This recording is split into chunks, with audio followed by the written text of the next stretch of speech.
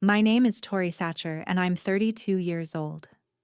5 years ago, my mother phoned me 3 days before Thanksgiving and said 7 words that destroyed everything I believed about family. Don't come home this year. Victoria doesn't want drama. No explanation, no apology, just a door slammed closed on 27 years of trying to fit in.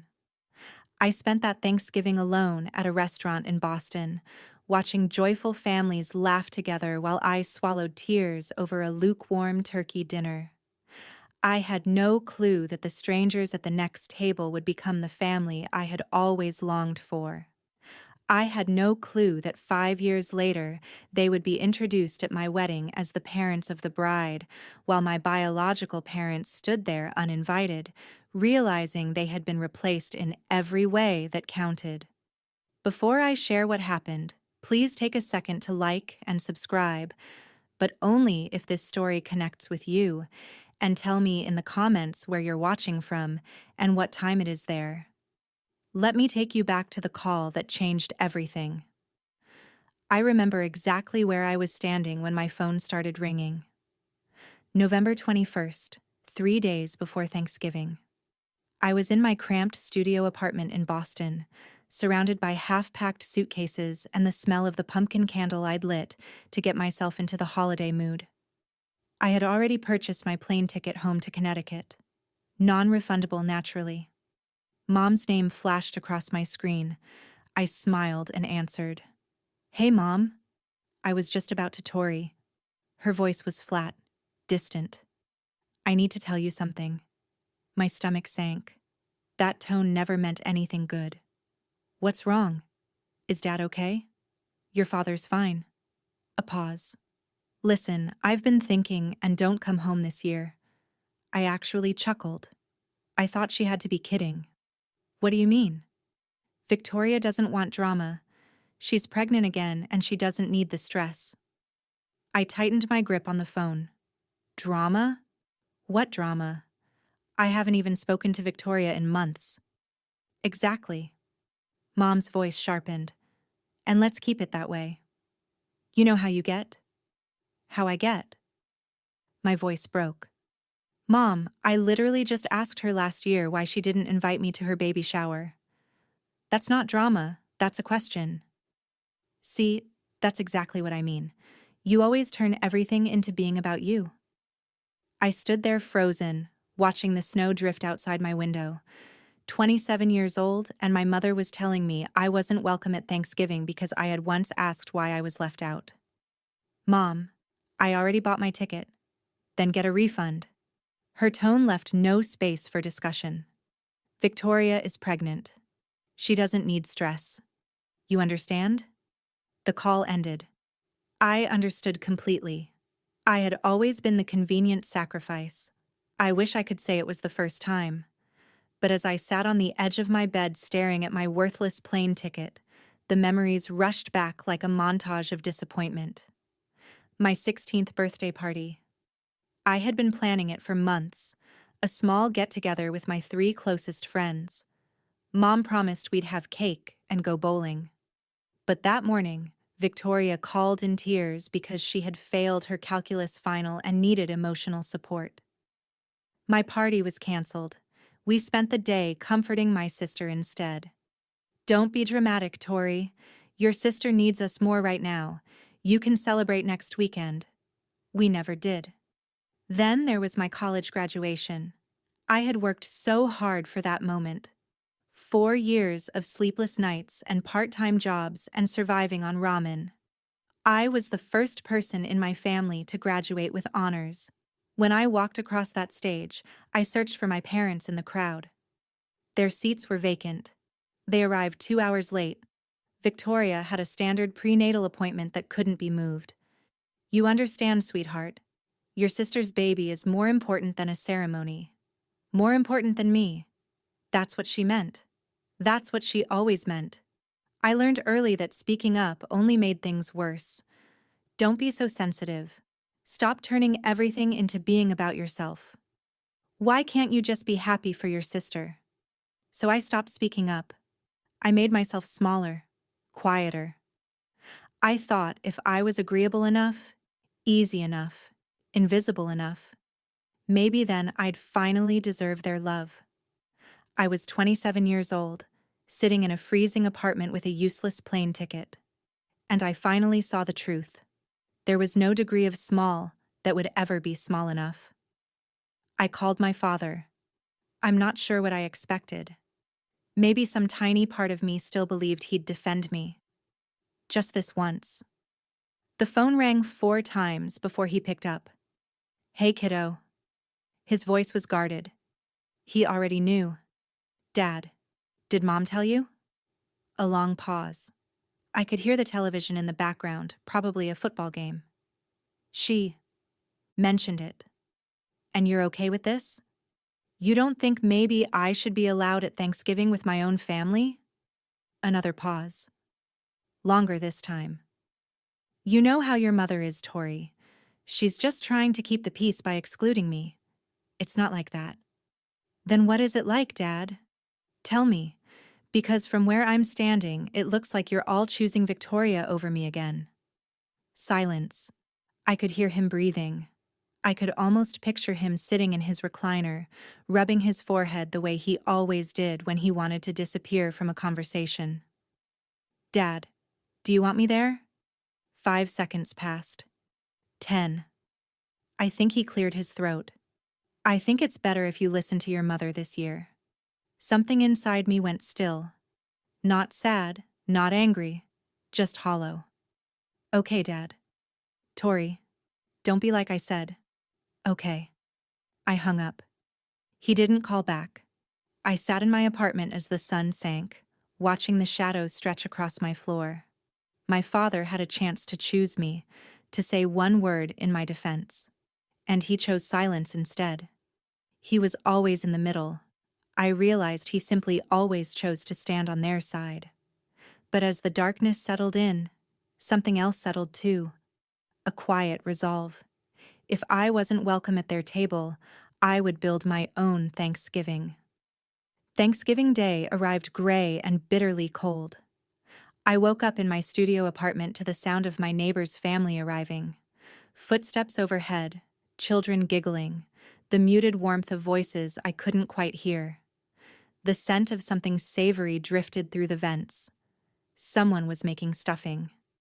I made instant coffee and sat by the window, watching the snow fall on the deserted street below. My phone stayed silent all morning. No calls, no messages, not even a happy Thanksgiving from anyone in my family. Around noon, I made the mistake of opening Instagram. Victoria had shared a photo. The entire family around the dining table: Mom, Dad, Victoria, her husband Brad, their 2-year-old son in a tiny turkey sweater. Everyone was smiling. The caption read, "So grateful for my family. These are the people who matter most." I zoomed in on the picture, counted the place settings. 4 adults, 1 toddler, 5 chairs. There wasn't even an empty seat where I should have been. They hadn't just left me out. They had erased me as if I had never existed at all. I closed the app and stared at the ceiling. I considered ordering takeout and spending the day in bed. That's what I deserved, right? A pathetic meal alone in my dark apartment. Feeling sorry for myself. That's what the dramatic daughter gets. But something inside me resisted. No, I wasn't going to sit here and let them win. I wasn't going to let their rejection turn me into exactly what they accused me of being: a sad, resentful, dramatic mess. I grabbed my coat. If I was going to eat Thanksgiving dinner alone, I was going to do it somewhere with real food, with light, with life. I just had to find a restaurant that was still serving. Harborview Grill was one of those old Boston institutions. Dark wood, brass accents, the kind of place that still used cloth napkins and candles on every table. More importantly, it was one of the few restaurants in the city that remained open on Thanksgiving. When I stepped through the door, the warmth washed over me like a wave. The aroma of roasted turkey and fresh bread, the soft clink of glasses, and everywhere, families, couples with grandparents, parents with children, groups of friends who laughed like they'd known each other forever. The restaurant buzzed with the sound of people who belonged somewhere. The hostess looked at me with barely hidden sympathy. Just one tonight? Just one. She guided me to a tiny two-top in the corner, wedged between the kitchen door and a large family that occupied 3 tables pushed together. I could have touched their chairs if I leaned out. Your server will be right with you. I sat down, opened the menu, tried to appear like this was a decision. The family next to me was celebrating loudly. An older couple at the head of the table, probably in their late 60s, a middle-aged man with his wife and 2 kids, and a younger man around 30 who kept making everyone laugh. 3 generations, easily. They passed dishes back and forth without asking. They talked over each other in the way that only people who genuinely love each other can. I watched them from the corner of my eye and felt something split open in my chest. This is what family is supposed to look like. The server arrived with a basket of bread and a stiff smile. The Thanksgiving special, please. I was going to get through this dinner. I was going to be okay. I wasn't okay. My turkey arrived. Crisp golden skin, cranberry sauce, a flawless scoop of mashed potatoes. It looked like something out of a magazine. I couldn't taste any of it. I sat there moving food around my plate, trying not to glance at the family beside me, trying not to picture my own family gathered around their table in Connecticut, laughing and passing the gravy without a single thought about the daughter they had cast aside. And suddenly, I realized something I had been avoiding for 27 years. This wasn't about Thanksgiving. This wasn't about Victoria's pregnancy or Mom's need for peace. This was about a pattern so ingrained it had shaped my entire life. I had spent 27 years trying to earn a seat at their table, folding myself into smaller and smaller pieces, swallowing my pain, apologizing for having emotions, staying silent when I should have spoken, speaking up only to be told I was too much. And what had it earned me? A corner table, a meal alone, an Instagram photo with no empty chair. If I kept living like this, if I kept trying to be small enough, quiet enough, agreeable enough, what would remain of me? At some point, there would be nothing left to shrink. The tears came before I could stop them.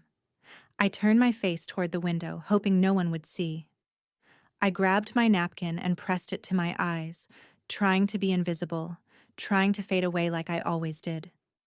Honey, I froze. A woman's voice, warm, concerned. Are you all right? I looked up. The older woman from the family beside me was standing next to my table. Silver hair, gentle eyes, a face that somehow looked like it had spent a lifetime truly listening to people. She was looking at me like I mattered. I'm fine, I said automatically. Just allergies. The woman lifted one eyebrow, not judging, just understanding. Allergies don't usually make people cry into their napkin on Thanksgiving. I let out a sound that was half laugh, half sob. That obvious. Only to someone who's paying attention. She had a soft voice, but there was strength underneath. The kind of woman who had seen things. I'm Eleanor. Tori. Well, Tori. She glanced back at her family, then at me. No one should eat alone on this day. Why don't you come join us? I shook my head right away. Oh no, I couldn't. I don't want to intrude. You're not intruding. I'm inviting. She smiled. There's a difference.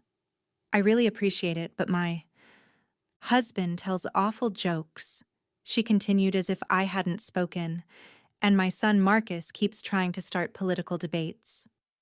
You might as well come suffer with us at the big table. The older man, her husband I assumed, waved at me. She won't take no for an answer. Trust me, 43 years and I've never won an argument. The younger son, Marcus, apparently, grinned. He's not wrong. I looked at my cold turkey, my empty table, my napkin still damp with tears. Then I looked at Eleanor Morrison and her warm eyes and her family that somehow had space for a stranger. Okay, I heard myself say. If you're sure, I'm not. I'm sure. Eleanor placed her hand on my shoulder. Come on. We just opened another bottle of wine and there's far too much pie. I stood up on shaky legs and followed her to the table, not knowing that this single moment, this small act of kindness from a woman I had never met, was about to change the entire direction of my life. They made room for me as if I had always belonged. Someone pulled out a chair. Someone else handed me a plate. Before I could even sit down, I had a glass of wine in my hand and a warm roll on my plate. I'm Richard, the older man said, shaking my hand firmly. This is my wife, Eleanor, our son Daniel, and his wife Sarah, their kids Emma and Lucas, and our youngest, Marcus. Hi. I gave a shy little wave to the table. I'm Tori. Thank you so much for what do you do, Tori? Daniel asked, passing me the mashed potatoes. I'm a graphic designer. Freelance mostly. That's wonderful, Sarah said. I can barely draw a stick figure. Mom, stick figures are easy, Emma said. She looked about 8. Even I can do that. Everyone laughed. Not at anyone. With each other. It was such a foreign sound. Marcus caught my eye from across the table. He was around my age, maybe a little older, with dark hair and an effortless smile. Fair warning, my dad's about to tell a joke. I am not, Richard protested. He is, Eleanor said. Richard grinned. Okay, fine. What did the turkey say to the computer? Dad, no. Daniel groaned. Google, Google, Google. The kids burst into laughter. Sarah rolled her eyes. Marcus shook his head. And I actually laughed. A real laugh for the first time all day.